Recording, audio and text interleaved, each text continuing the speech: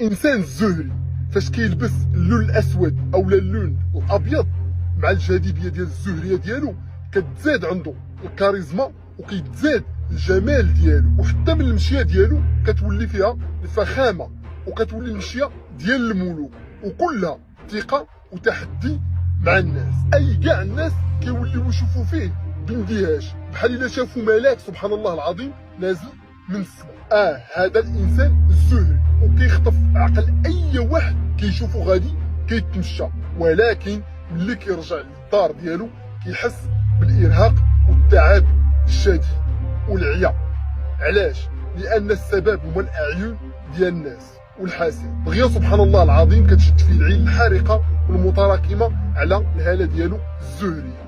لذلك ضروري الزهري ما خصوش يخرج من الدار الا خصو يدير التحصين ديالو. كما سمعتوا اي زهري، زهري الروح، زهري العينين، زهري اللسان، زهري الراس، زهري الدم، زهري الروح، خاص ما يخرجش من المنزل ديالو الا وخصو يدير التحصين ديالو. ونصيحه من عندي، اي غادي نعطيكم واحد 5 النصائح ديروا بهم. اي الا كنتي انت كتفرج فيا زهري اولا كتعرف شي واحد زهري صيفط ليه هاد 5 النصائح ضروري خصو يدير بهم. اول حاجه خصو يولي يغسل بالماء بارد. ثاني حاجه يعتزل الناس وعدم الاختلاط، اي ما يبقاش يختلط مع اي واحد، هذه ضروريه. وضروري خاص تبقى ديما مع شي حاجه في الجسم ديالو ديال النحاس، اي يدير قرميطه ديال النحاس اولا خاتم ديال النحاس اولا يهز معاه شي حاجه ديال النحاس. حذاري من غرور النفس وشعور بالقدره، لان الزهريين راه عندهم واحد القدره خارقه اللي يقدر سبحان الله العظيم اي واحد ما يبانش ليه قدامه.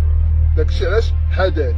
واخر حاجه حذاري ثم حذاري ثم حذاري من الزنا. الزنا الزهري لا يجب عليه ان يزني مع اي شخص. الزنا اذا مشى تطح فيها الزهري غادي يخرج على حياته نهائيا. لذلك الصبر حتى تزوج. والزهري راه ماشي اي وحده اولا زهريه اي واحد غادي يتزوج به. باش تكون في راسكم الزهري ولا الزهريه الا ما تلاقاوش مع نفس الروح ديالهم ما غاديش يتزوجوا.